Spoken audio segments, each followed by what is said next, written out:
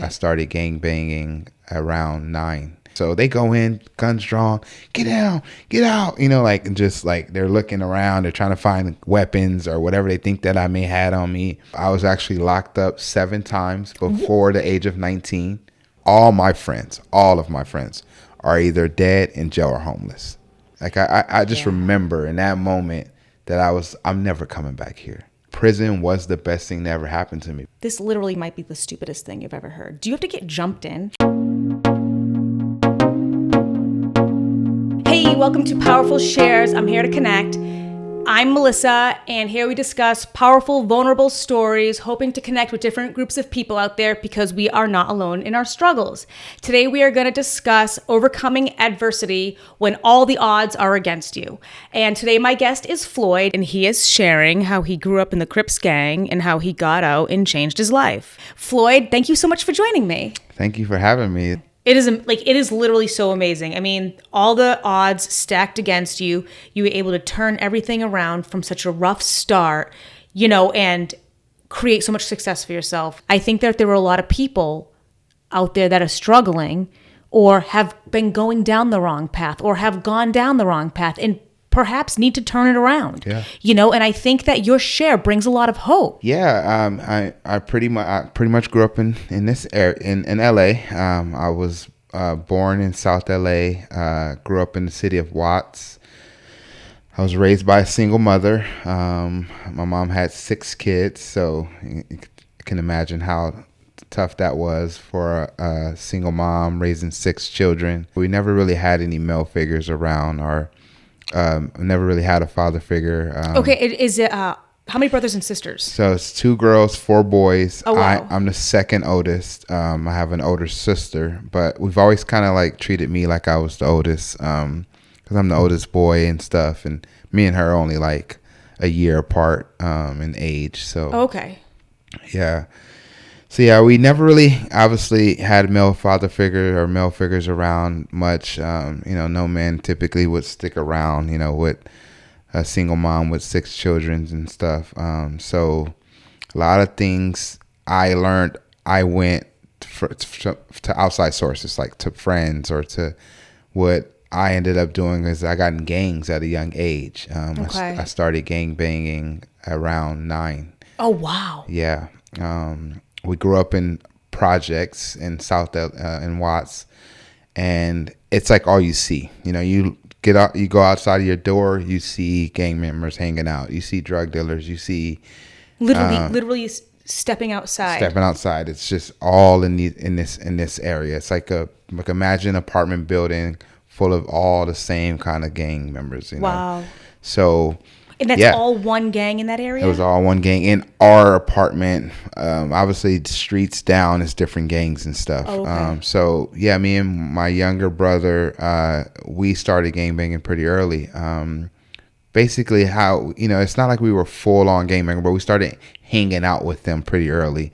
And over time, they like, hey, you're part of us. You're with us. You might as well be from the gang and stuff.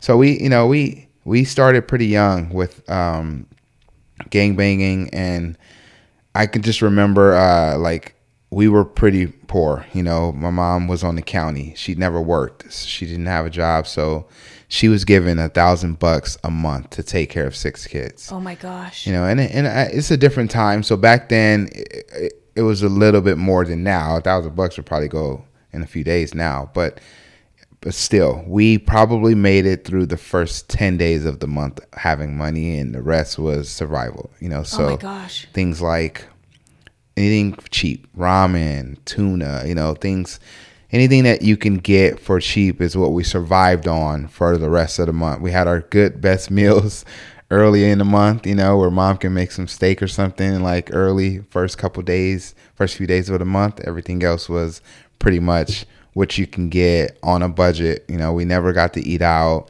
We didn't get to get, expensive shoes, and we didn't have those things, So that's why I started to basically try to figure out a way to make money, Okay. And I got into drug dealing.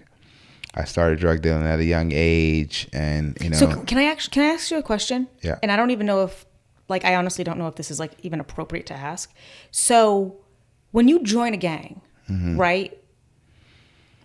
Do you have to get like, this literally might be the stupidest thing you've ever heard. Do you have to get jumped in? Yeah. So you know, there's no such thing as really just walking in.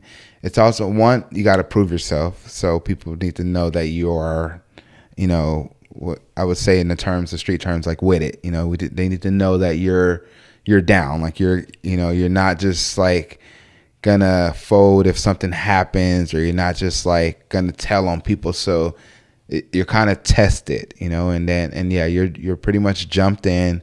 There's rare cases where you can kind of walk in if you got family members that are from there, you know, or stuff like that. But for the most part, the average person is typically jumped in, and then it's like, okay, show us that you're with it, you're down, you know, and obviously that's through different things.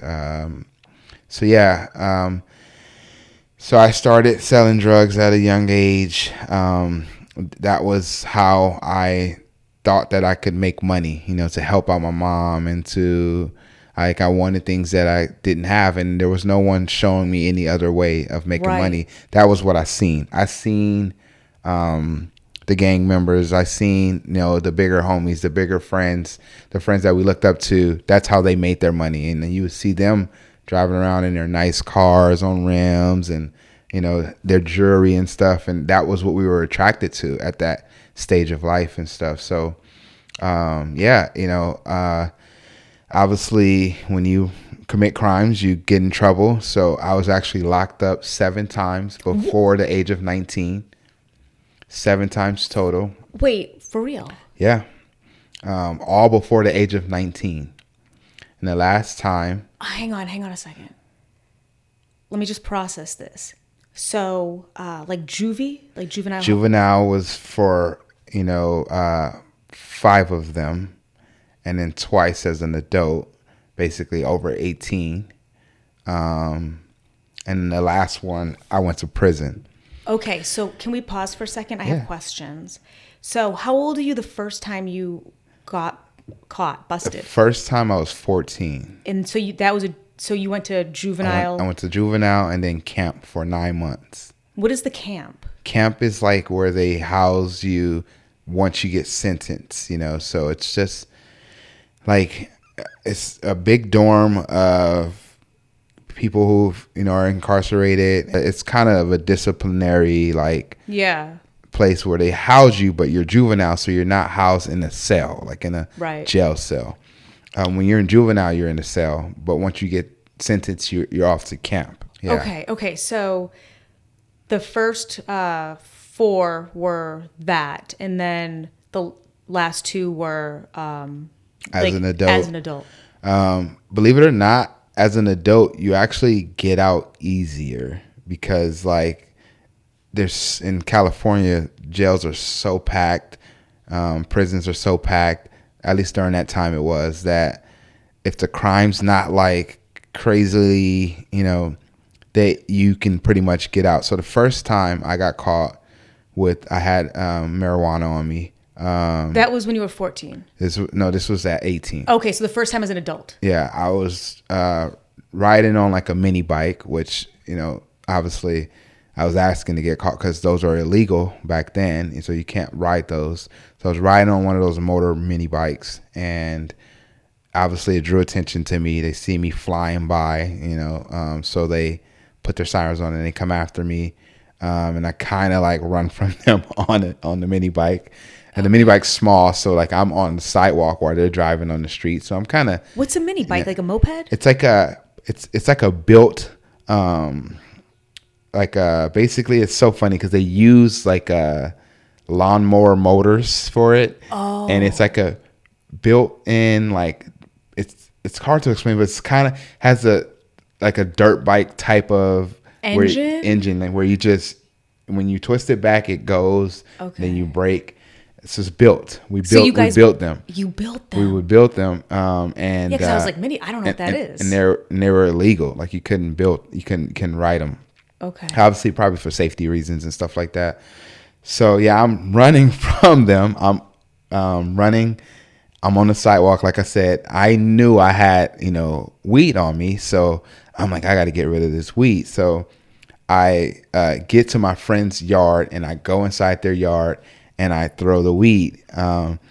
And, the police, obviously, they're trained for these kind of things. So they know you won't run from them unless you did something wrong, you know. So they catch up, they come to the yard and they're like, get down, like obviously with their guns and everything. And they're going, oh my gosh, that's so scary. They go into my friend's house, and my friend and them, they didn't have no idea that I was going to be at their house. So they're all like freaking out, like what's going on, what happened.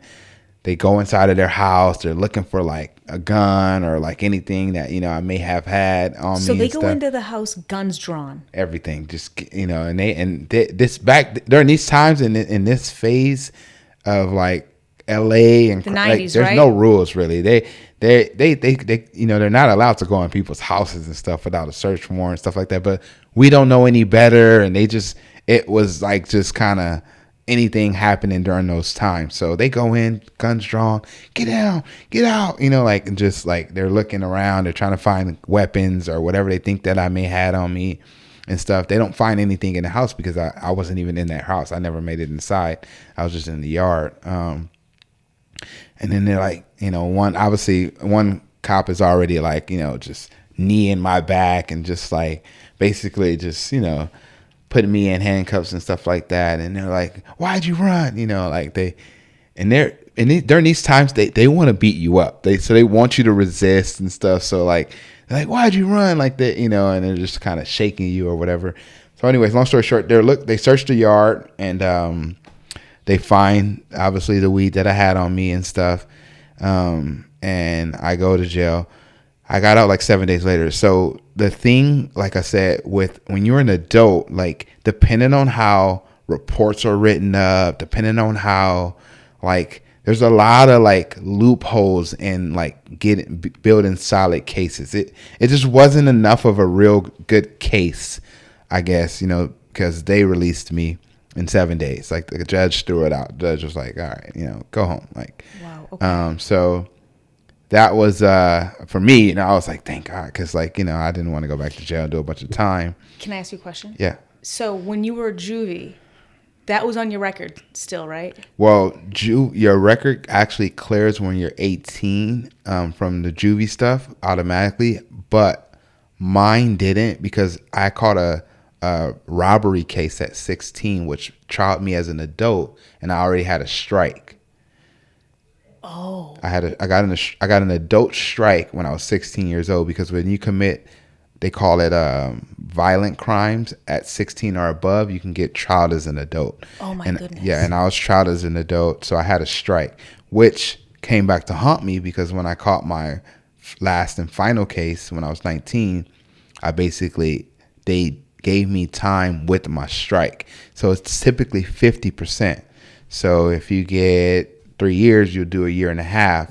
I had to do 80% because of my strike. Oh. Yeah. So. Oh wow. It did come back to haunt me, which obviously, and rightfully so. It made me regret obviously the previous crimes and stuff. So yeah. Long story short, now I'm 19.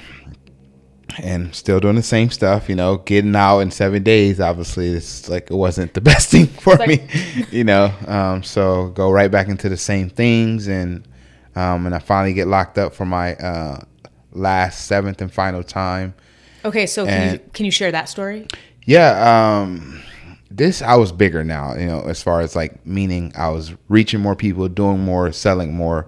Oh, like bigger in the gang. Yeah. Okay. In the gang, in the drug dealing, so this was a bigger case. And obviously I had to fight it for like 3 or 4 months.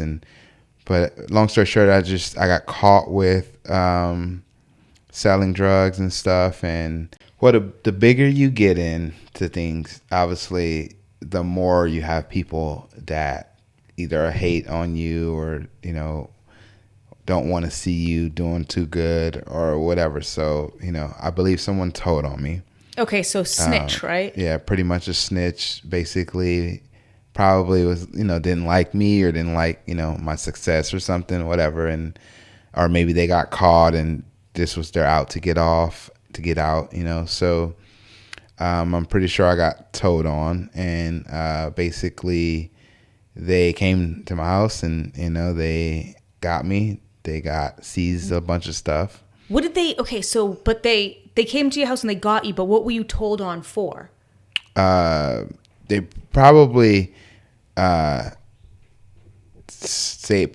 asked the person, did they see me sell or something like that, Okay.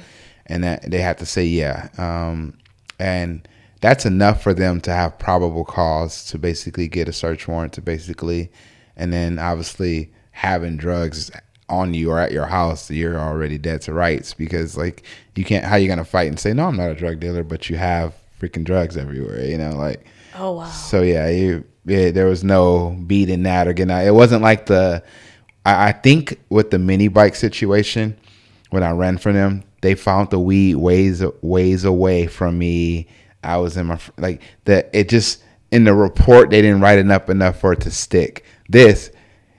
They come to your house and there's drugs in your house, and they got someone that said you sell drugs, that. It was just, that was different, so like I said, I fought it for Okay, wait, can I ask you a question? Yeah. All right, so you're just in your house hanging out and they just come plowing in?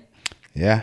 Yeah. I mean, it happens. So in a way, you're kind of prepared. So I kind of had plans for the high things and stuff like that, but they catch you off guard. They try to come during a time where you won't think that they're gonna come and stuff, which they did pretty good with that. But yeah, so it sucks. I was just like, dang, I'm done. I knew I was going to jail, and I knew I wasn't going to get out. And like I said, I fought the case for a while, and I ended up getting 3 years. And I actually had to do 85%, not 80%, it's 85 when you have a strike. And this is where things started to change, because like I said, growing up, I was in gangs. I was very involved in the gangs. I was pretty out there. I did a lot of hanging out and different things, and like I said, I sold drugs. I just was living the street life, the fast life, and we didn't have much of anything. So everything, I lived like as if I didn't really care about anything besides getting mines, and that's pretty much all I knew. And I fast forward, I get to prison. Believe it or not, is where I read my first book. Really? Never have finished a book in my life. Never even cared to read in my life. I didn't even like reading, because when I was in when I was in high school, I took a test and the teacher told me that I read at a 5th grade level, which that's kind of normal. But it in my mind, being in high school reading at a 5th grade level, I'm like, reading's not for me. And so you just didn't. Yeah, so I didn't read. And I used to always tell myself I hated reading, and I hated English class and stuff like that. So I believed that. I believed that I hated reading, Yeah. So I didn't finish my first book until I got to prison. It was the first book I ever read was called Think and Grow Rich by Napoleon Hill. Most amazing book. It changed my life. So where did you who gave that to you? So there's books, there's libraries in prison. Okay. There's books, or you can order books, you can buy books. There's also libraries where you can rent it out and then take it back. You got to take it back to the library so other people can read it and stuff. So I don't know how I stumbled on it, but I came across it, and it just caught my attention. It was the first book I ever read, the first book I ever finished in my life, and I can feel things start to kind of change for me mentally, where I was think when I would read the chapters on auto suggestion, the chapters on visualization, all these kind of things, and I was I can think differently. I can be differently and produce a different life for myself, but in prison, I was around the same stuff. Everything that's on the outside is in prison. There's drugs, there's cell phones, there's gangs, there's race. So, you're separated by race. So that's one thing that you have to also got to go against where there's like, they have the blacks, and they have like others, and they have the Hispanics and the whites. So it's everyone's they kind of group them up, which I don't understand why they do it that way, because all that does is it creates separation in the differences and stuff. They separate? Yeah, they allow it to be that way, which causes so much problems in there. Like, so that's like why everyone's segregated, and you deal with like the politics and stuff like that. Wow. But yeah, so you actually can't do a lot of things with the other races because of rules and politics. So like you can't like eat with another race. Like I couldn't eat with a Hispanic, or like I couldn't like be like playing basketball with a Hispanic, like unless like it's organized and all the blacks against all the like a 5-on-5, 5 blacks versus 5 Hispanics kind of thing. We're not on the same team, like things. Blacks are with blacks, whites with whites, Hispanics with Hispanics, others with others. Wow. Yeah, it's all kind of separated and politicked in there, and that's why a lot of problems cause, because when you have that kind of separation, people think they're better than these people, or everyone. And bad enough, the blacks amongst each other, we have the gangs. So yeah, we got to worry about the other races, but we're also fighting each other for our gangs and stuff too. So it's no way. Yeah, so we have it the worst in a way. But yeah, so a lot of people ask like, dang, so what happened? Because I was pretty bad. I was pretty out there, and then going to prison. I guess it would, if I can put it in words, where I was just moving like 90 miles per hour, just going this way, and then to be forced to sit down and kind of think about your life and think about everything you've done and everything, and where you're at, just sitting in jail, like I think that it was like the best thing that ever happened to me. People think I'm crazy when I say that, like, but prison was the best thing that ever happened to me, because I was forced to just sit down and think about my life, Wow. And like I said, I had never read any books, but I got into reading. Like I started to like reading, I started reading all these like self-help books, Think and Grow Rich, How to Win Friends and Influence People, The 7 Habits of Highly Effective People, like 48 Laws of Power. I just started reading all these like self-help, self-improvement books, and I became like intrigued by it. And then I met this guy. So one thing about me is in prison, you're kind of like, you hang around what you're comfortable with, right? So typically all the young guys are with the young guys, older guys are with the older guys. I was fortunate enough to be around older guys. So like in their 50s, 30s, like 40s, and they liked me, like they liked the way I carried myself and stuff. So they would, kind of talk to me and stuff, and they would always tell me like youngster, like you still got your whole life ahead of you, like I've been here 5, 6, 7 times, like you don't want to be like me. And that kind of stuck with me. And I remember I met this guy, and he was like, when I get out, I'm gonna be a personal trainer. And I'm like, I didn't know what the personal trainer was and stuff like that. He's like, I'm gonna train people. He was pretty buff, and I wanted to get as big as him. So I was like, how did you get so big? He's like, I just do push-ups and pull-ups, and I eat, and I'm like, okay. So actually, believe it or not, I didn't start working out until prison. I never worked out before prison. Wow. And I remember where I couldn't even do push-ups. I couldn't do a pull-up, but I just, I kept doing them, and I started doing, like I got on this intense workout routine on my own. Like I would do 5 days a week, push-ups and pull-ups every single day. I'd take a day off in between, or 2 days off here and there. And that's where I started my workout journey.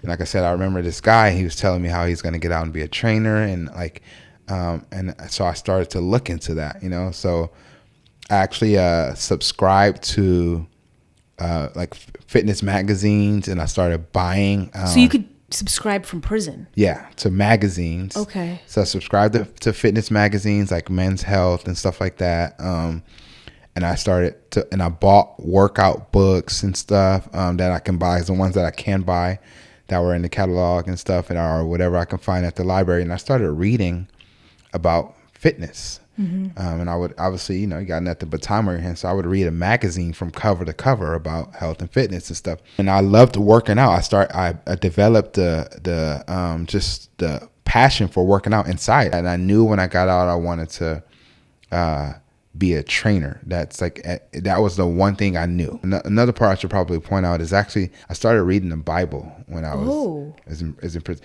I always knew God, and I always knew I had my family went to church and stuff like that, but it just wasn't my thing. Like obviously I was living a different kind of life, so I wasn't drawn. I always didn't want to be around it. I would avoid it. I didn't like to be talked to by people that was talking about church and stuff. But I can remember even in juvenile, they got people that come in, volunteer their time, and they want to talk to the juveniles about trying to turn their life around, and life and stuff are about God and stuff. And I remember this guy, it's a group of us, and I was sitting in the middle, probably in the back, and I remember him looking at me, and he was like, one thing, is if, God wants you, he will come after you no matter what, no matter where you're at. And I just remember that sticking with me. Yeah. And I mean, you remember it to this day. I remember it to this day. And like I said, when I went to prison, I started reading the Bible, and I prayed 5 times a day. Wow. I don't know where I thought of it from, where I picked it up from. It just was something I disciplined myself to do. Read the Bible, pray 5 times a day. And that was and I can feel myself start to kind of transform, just mentally, spiritually, from the inside, just from doing that, Wow. And wow. I worked out daily and stuff, Yeah. and you could just tell I was different from other prisoners, where I was in jail, but I never did a day. I was always thinking of what I wanted to do when I get out, and I was educating myself. Like I said, I was living different in there. Right. Well, that was huge. You just said I was in prison, but I never did a day. Yeah. Damn. And no matter what was going on around me, there's violence, there's gang stuff in there to overcome. There's just, riots and stuff. There's some things you're not going to be able to avoid because it's prison, Wow. If there's something going on, you're in that, and there's no way out of that. If anything, people are going to think you're not down or not helping them if you're disconnecting yourself from. So you're involved. So you were able to not be influenced by any of the surrounding noise. Even no matter though I was there and around everything, I did manage to not be influenced by it to where I got sucked back in and thinking that was the way I wanted to live. Right. But what people always ask, so what changed? Where I feel like a switch flipped for me as an individual. So they do random searches in prison, right? Once a month, they're searching for weapons, shanks, drugs, cell phones, whatever. And it's a random day each month, so they can catch us off guard, and they can confiscate stuff, which they always do. They always catch things every single time. But one time they did a random search. And, in prison, your personal belongings is the best thing you can have, right? Your letters, your pictures, your CD player, your books, stuff like that. So one time they did a random search, and they threw my stuff all over the floor, stomped on it, broke my CD player, footprints on my pictures and letters. And I just remember getting back to my space and looking at everything, and I felt so low. I just felt like dirt. They treat you like dirt. I just remember thinking I never, ever want to put myself in a position to be treated like this again. Wow. And it was Dude, you're bringing tears to my eyes. It was a flipped switch in that moment. I just felt so worthless, in that moment, that being a human being, being a grown man, and someone don't respect you enough to just throw your stuff all over the floor and break your personal belongings, step on it, and there's nothing you can do. You just have to accept it. That was it for me. I just remember in that moment that I'm never coming back here. Like, Wow. why do people want to volunteer for this? Good for you. It sounds like you had been reading enough and transforming enough already in the inside to when this situation happened, It was you had already enough clarity 100%. to where it then clicked. 100%. And you were like, oh, Absolutely. wow, Floyd. And that is huge. So I really, really believe in reading and, self-education and feeding your mind.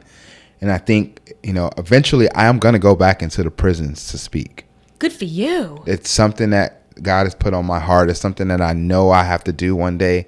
I have to go back into my community where I grew up, and I have to go back into the prisons to speak and show them that they're, yes, I am probably one of a few. There's not very many that actually make it out, especially from where I come from. All of my friends are either dead, in jail, or homeless. Oh my All goodness, of them. Floyd. That is where you end up coming from, where I come from. Or they're still doing the same things that we used to do 10 years ago, 15 years ago. So what you are is a walking voice of hope. I've gone into different high schools, even in Orange County where I live currently, to speak to at-risk kids or kids that are in gangs or kids that are like in lower class areas and stuff. And they actually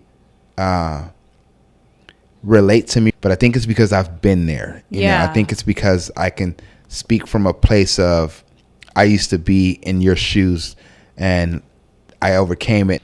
They actually catch on to what I'm saying really well. But because like the story is what the part that gets them. They're like, dang, oh, you've been through all that and you come from all that, and now you're this way. That's it's like more intriguing than me being from a place of, I've never been through anything. Right. I've had it all, and Right. I'm trying to tell someone else, So you get out of prison. Then what? Believe it or not, I worked in the kitchen the whole time that I was in prison. That was actually my first passion. So in high school, the only high school in South LA had a culinary class, and I had a teacher. Her name was Miss Joyce. Miss Joyce was super cool because she was the teacher that the most troublemakers, the hardest guys or the hardest people she would go to them and be like, come get in my kitchen, just because we were bad and thugs and stuff like that. She didn't treat us differently. She still just like treated us like a human being. So we liked her, and she actually entered me into a cooking competition, and I won a $14,000 scholarship for culinary arts school. So right out of high school, I went to culinary arts school. Okay. That was my first passion, was cooking. And that was before prison? This was before prison. Okay. And not my mom, not my dad, none of my family members enrolled me in college. My teacher enrolled me in college. Wow. Miss Joyce. She took me to Long Beach City, and she enrolled me into the junior college and stuff. She introduced me. She knew the teacher. She introduced me to the program and everything. I didn't make it. Obviously, 6 months later, I went to prison, to jail and stuff. But that was such an interesting part of my life, because that was the first thing that I did outside of the gangs and stuff, was cooking. Right. Okay. And like I said, me winning a cooking competition and winning a scholarship, I ended up knowing that I can cook and stuff like that. So when I got out, I went to working. I worked in the kitchens, and those are actually the easiest jobs to get. Like in restaurants? Restaurant jobs. So believe it or not, 19 days after getting released from doing 3 years, I got a job. Wow. 19 days. And I met this lady. She was a French lady with an Italian restaurant. How funny. And she hired me. I was the first person she interviewed, the first person she hired. So 19 days after getting released from prison, I had a job. And it's funny because it was a brand new restaurant, no menu, no nothing. So how she hired me, she told me to make something. And I put together some some pasta from scratch. No recipe, no nothing. That's amazing. Yeah, pretty cool. You're not Italian or anything. Nothing. And it's like kind of like a legit like movie, like, or like, you know, like one of those TV shows where they just give you some ingredients and they're like, all right, you know, make something. It was legit like that. And that's awesome. I put together a really good like bolognese, pasta. And she was like, oh my God, this is so good. And she's like, you're hired. It was like legit like a movie, you know? So yeah, things are moving for me, you know, like I was doing okay. So I enrolled in school because I knew I wanted to be a trainer. I still knew that. You knew that from prison. That was the goal and the plan. So the program was pretty cool because you get 3 certifications in 9 months. So I ended up scheduling my test and I passed it first time. Like I said, you need a 70% to pass. I think I got 78% or something like that. And it had a 70% failure rate, that test. You know, most people fail it on the first time. They get it like on the second or third time. And that was it. Like, so once I got that, I started applying for jobs. Okay. As a trainer. And I would apply. I always apply. I lived in South LA at the time with my mom. But I always applied for jobs far out. Like I was working in Beverly Hills. I was working in Marina Del Rey. I went to school in Hollywood. Like I always getting out. I knew I needed to be far away from where I grew up and all that stuff because I would easily just get sucked back in. I still had some of those friends that, you know, every chance they can, they like, hey, let's go, let's hang out, like, you know. But I was so busy that I didn't have time. Right, and that's a good thing, right? It's a good thing. It was a good thing for me because it was how I didn't get drawn back in because I was so busy with school, work, everything I was trying to do that I didn't have time to just be hanging out. And plus, it wasn't fun for me anymore, just sitting around hanging out with people or just like that stuff. It wasn't appealing to me that anymore. Okay, so now you're applying to fitness jobs, being a trainer. Mm-hmm. Okay, so how'd that land? The very first interview I got was February 3rd, 2014. I got hired. Amazing. The very first interview I got for the restaurant when I got out of prison, I got hired. The very first personal training interview I did in Orange County when I was applying everywhere. I got an interview for a personal training job in Fullerton.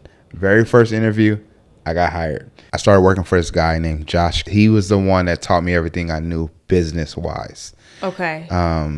He was a car salesman. So his background was sales. Okay. So that's what he was about. So even though he owned a gym, he was all into sales. So he pushed us on like selling. And he taught us those skills.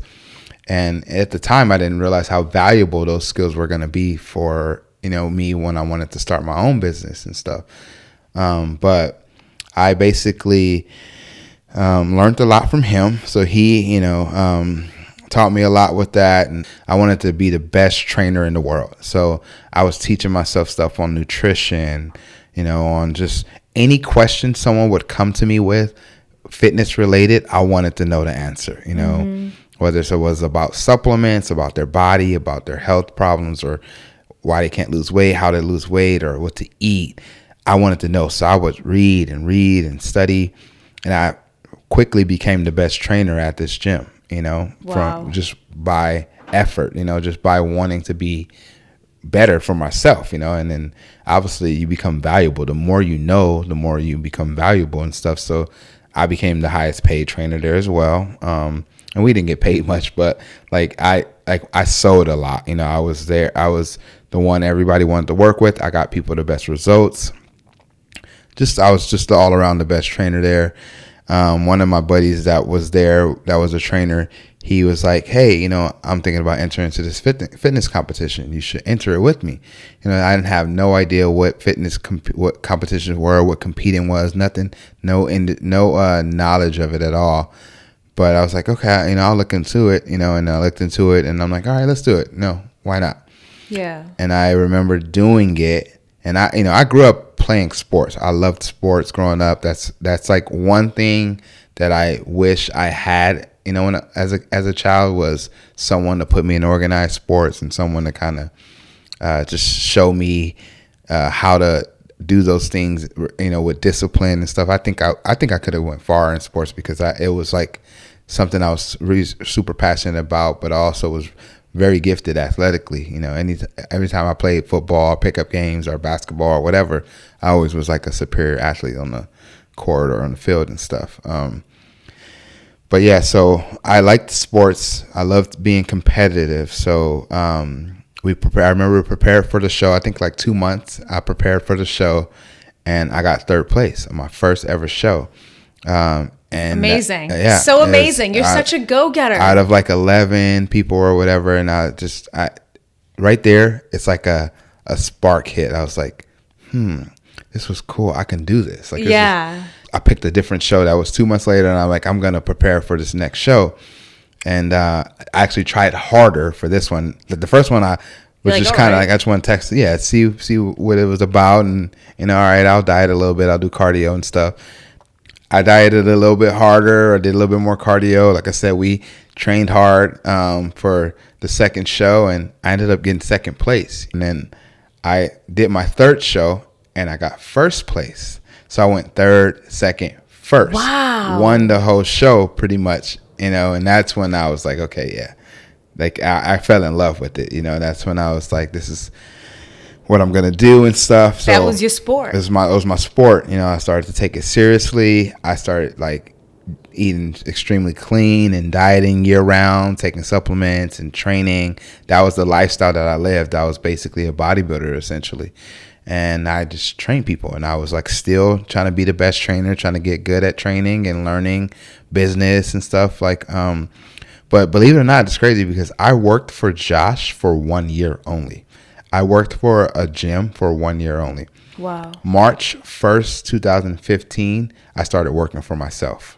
Wow. And I got out of prison March 30th, 2012. So mind you, did 3 years in prison, worked in the restaurant industry, became a sous chef at 23 years old, worked in a high-end fine dining Marina Del Rey restaurant as a sous chef, got my first personal training job. Went to school for training. Got my first personal training job February 3rd, 2014. 1 year later, started working for myself. So this is less than 3 years all this happened from doing Floyd. 3 years in prison. Wow. And so I became an independent trainer. How that happened is I met this guy. We were at Buffalo Wild Wings and just, making conversation with some of the people that were there. And this guy was like, yeah, I'm an independent personal trainer. I work for myself. I make my own schedule. I deal with my people directly. They pay me directly. I don't have to answer to anybody. And I was like, man, that sounds intriguing, so I was like curious about it. So I started asking him more questions about it. He's like, yeah, I work at this gym in Orange. You should come check it out, So I'm like, okay, it really sparked me, So I told Josh like, hey, I want to work for myself. And it was very risky at the time, but I wasn't making much money and I didn't have like a huge amount of like expenses and stuff. So it wasn't like, it was like a drastic like change for me because Josh wasn't really paying us much at the time, So, but I had all the experience in the world because I was competing now. Yeah. I taught myself a lot. I learned all the sales stuff from him, all the business stuff. He was an independent. He worked for himself. He owned his own gym. So I learned from him. So I went to the new gym to check it out, and that's the gym that I now own today. Wow. Stop it. So this is 2015. So I go to this gym, and so you bought it? I end up 3 years later, I end up buying that gym. That's been the second gym I've ever worked at in my life. I own that one. Floyd. It's so impressive. I'm so proud of you. This is like such a comeback story. This is so, I feel like, I don't know if I'm even one to say this, but it's very rare. It's very rare. Coming from where you started, I'm so proud of you. But I know that obviously I don't know how or, what put these things in line the way they were in line and how they all lined up. But I know I was on the path that I was supposed to be on every step of the way. Well, you're a go-getter. You wanted better for yourself. Yep. You're a high achiever. I mean, it sounds to me like it really kind of does go back to that prison cell where you started reading those books and really preparing. Absolutely. I was without always realizing preparing. it. You were always preparing without realizing it. Exactly. So I start to pay rent at this gym, 2015. So wait a minute. Can we pause? Yeah. Okay. So you go in, and did you bring clients with you? I brought 10 people from. So Jeff let you. He didn't let me. Their gym ended up closing down. No way. Yeah. Right when I was leaving. You know something? There's like you just had guardian angels with you. Right when I decided to start working for myself, he had a lawsuit because it was a warehouse against the owners of the warehouse. He won the lawsuit and he ended up closing the gym down and taking he was from Seattle, Washington. He ended up taking the money that he won and he went to Seattle to open up gyms in Seattle. So your clients needed to go somewhere anyway. They needed to go somewhere anyways. It worked hand in hand. Hand in hand. Right when that place closed, 10 people came with me. So, and I was only charging like $30 a session at the time, so like, I think I was making like $3,000 a month, but I actually started making more though than I was making working for Josh. Right. Working right off the bat, working for myself, so I I went to the new gym. It was a different name at the time before I took over as owner, and I was paying rent there. And yeah, like I continued to try to learn more, to get better, to become the best trainer that I could become. I continued to do shows. I would do 3 and 4 fitness competitions a year. And it's crazy because my income had just started to grow, right? The first year working for myself, I only made like $30,000. Cause like I said, I was making like $3,000 a month. The second year, $50,000. Third year, $70,000. The fourth year is when I bought the gym. I cracked 6 figures for the first time. Oh my gosh, Floyd. That is amazing. I made over $100,000 for the first time. And then, 2019, I made more than, quick rewind. I left the gym actually after a year because I didn't like how it was being ran. So I went down the street to a different gym for a little bit. But the lease came up at that gym that I was, and I called him and I'm like, hey, wait, the lease came up at the gym that the gym I own now. Okay. Anyways, long story short, the lease came up and I'm like, hey, I heard you are trying to sell the gym and stuff. And he's like, yeah, I'm asking for X amount of dollars, blah, blah, blah. And I'm like, I'm interested. And there were like 5 trainers that worked at that gym that were all trying to buy it from him. And this is when you had already dipped. I left already. Okay. I wasn't even there. There were 5 trainers at the gym that were trying to buy it from him. They were all trying to put money together and buy it from him. He's like, Floyd, like, I don't want to give my gym to these guys. I think they'll run it into the ground. I want you to have it. Amazing. I had less money than they all was going to try to put together, but he still wanted me to have it. He's like, I know you would do something great with it.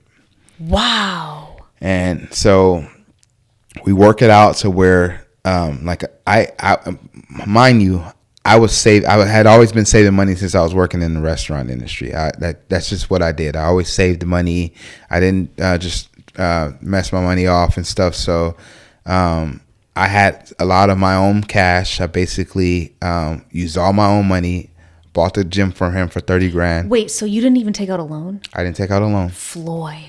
I used my own cash, but I used all my money, to buy it. Like I basically, because I didn't have any knowledge of like how to, get a business loan, any of those kind of things. I didn't know what steps to take of buying a business. I used all my money. I emptied my bank account to buy the gym, and wow, it took a risk. I took a big risk, and the first 2 years were tough. I didn't make a dime for 2 years straight. Once something starts to push to shove, all I do every time is I cut everything out. Like cut off social media, cut off like hanging out with people, cut off doing things, I spend time alone in my own brain, and I start to think about how I'm going to fix my situation. You become solution oriented. And I end up figuring out things every single time, because wow. I basically, it's not, like magic or anything. It's like anything we focus on, we can do. So we pretty much got through COVID, and it still was like kind of slow for most places, but Orange County, because it never really closed 100%, we probably were one of the more faster places of getting back to normal. Yeah. Come 2021 was when things took off. It's my biggest year.